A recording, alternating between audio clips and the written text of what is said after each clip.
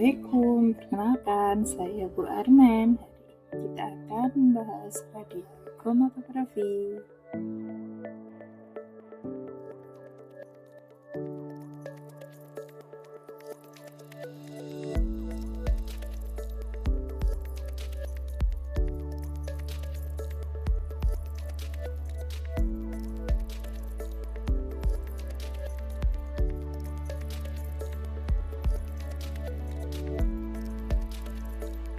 Apa sih itu radial kromatografi? Jadi radial kromatografi disebut juga kromatotron atau disebut juga centrifugal thin layer chromatography atau disingkat CTLC. Itu merupakan teknik kromatografi preparatif. Dapat memisahkan dan memurnikan senyawa dari campuran kompleks, terutama pada penelitian kimia organik dan bahan alam. Pemisahannya dilakukan secara radial dengan plat silika yang berbentuk cakram. Sampel dipisahkan berdasarkan perbedaan polaritas dan interaksi dengan fase diam. Komponen pada radial kromatografi yang pertama adalah reservoir eluen dan selang. Jadi di sini tempat mengalirnya eluen sebagai fase geraknya. Yang kedua, sampel dan solvent inert. Di sini letak awal mula sampel dan solvent akan masuk ke dalam cakram silika. Yang ketiga, rotor pemutar dan cakram silika sebagai inti dari radial kromatografi ini.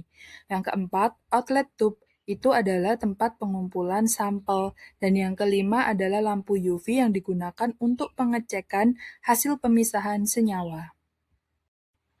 Untuk penggunaan radial kromatografi ini yang pertama dilakukan persiapan cakram silika. Setelah cakram silika siap, maka bisa dipasang pada instrumen.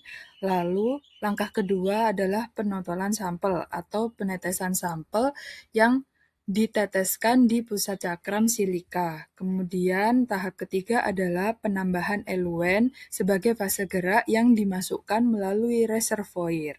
Tahap keempat, mulai dilakukan sentrifugasi, sehingga cakram yang diputar dengan kecepatan tinggi oleh motor akan menimbulkan migrasi eluen. Gaya sentrifugal akan mendorong eluen bergerak dari pusat ke tepi secara radial.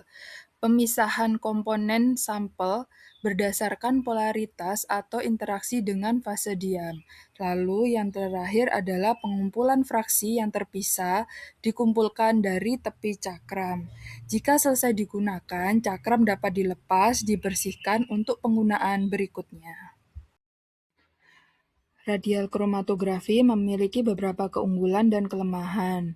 Yang pertama, dari segi kecepatan pemisahan. Untuk proses pemisahan, radial kromatografi ini lebih cepat dibandingkan kromatografi kolom konvensional karena adanya dibantu gaya sentrifugal.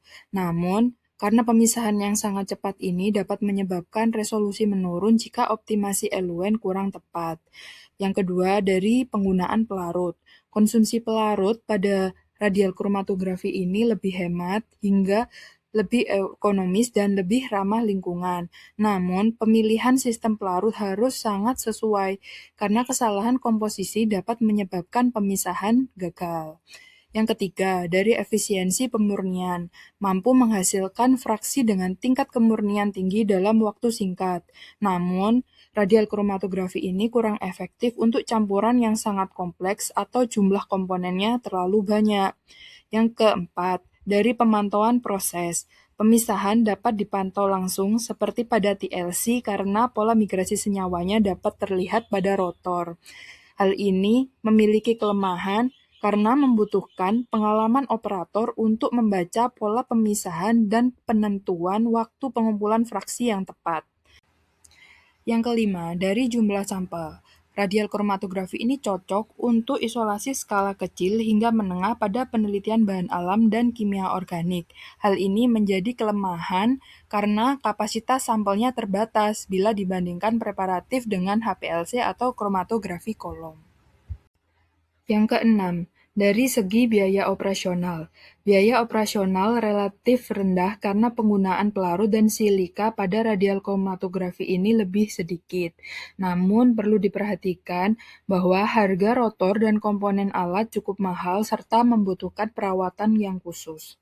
Yang ketujuh, preparasi fase diam, yaitu rotor silika dapat dibuat sendiri sehingga lebih fleksibel untuk penelitian.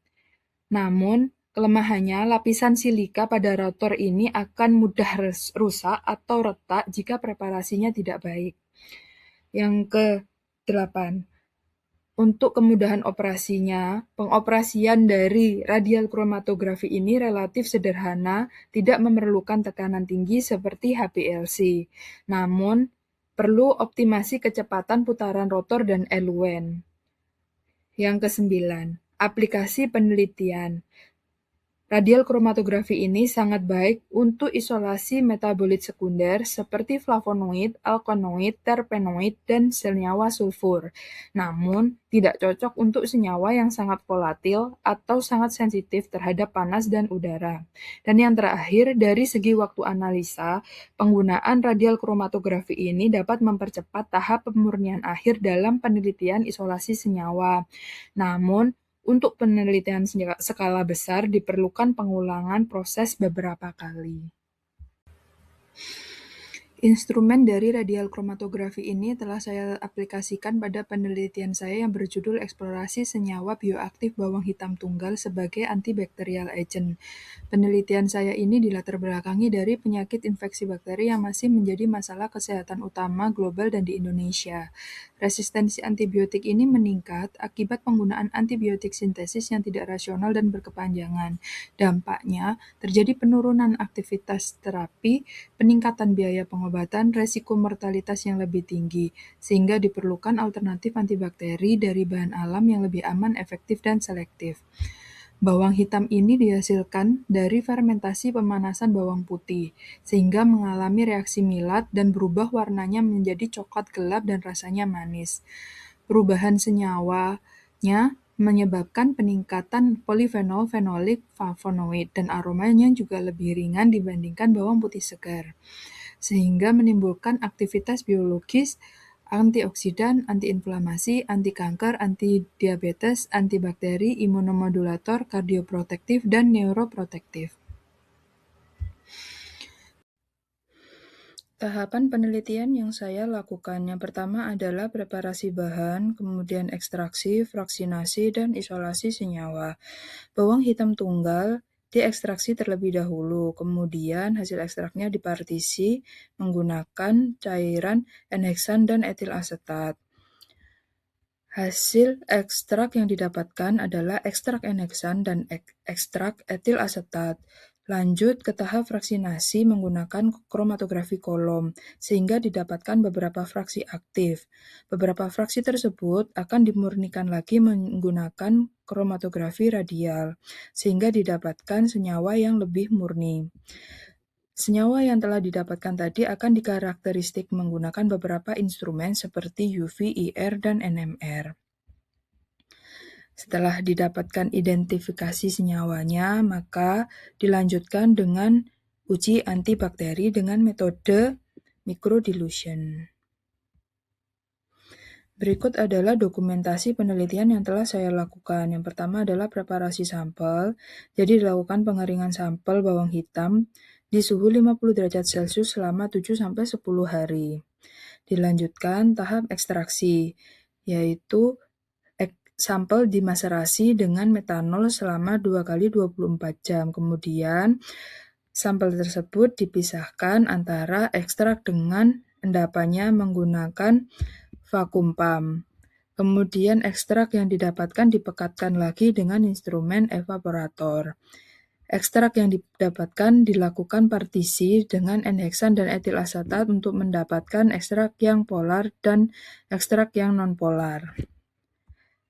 Lanjut ke tahap berikutnya, yaitu fraksinasi menggunakan kolom kromatografi. Di sini menggunakan eluen N-heksan dan etil asetat. Hasil fraksinasi dicek dulu dengan TLC untuk mendeteksi keberadaan senyawa. Setelah didapatkan beberapa fraksi yang aktif, masuk ke tahap berikutnya yaitu isolasi menggunakan kromatografi radial.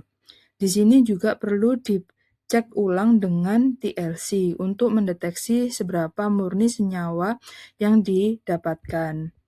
Setelah didapatkan, perlu dicek lemak atau pengotor dengan cara disemprot anisaldehid dan dibakar di hot plate. Setelah dinyatakan murni dan tidak ada pengotor, maka bisa lanjut ke tahap karakteristik menggunakan instrumen NMR. Sekian dulu video saya tentang radial kromatografi. Semoga video ini bermanfaat untuk kita semua. Terima kasih teman-teman.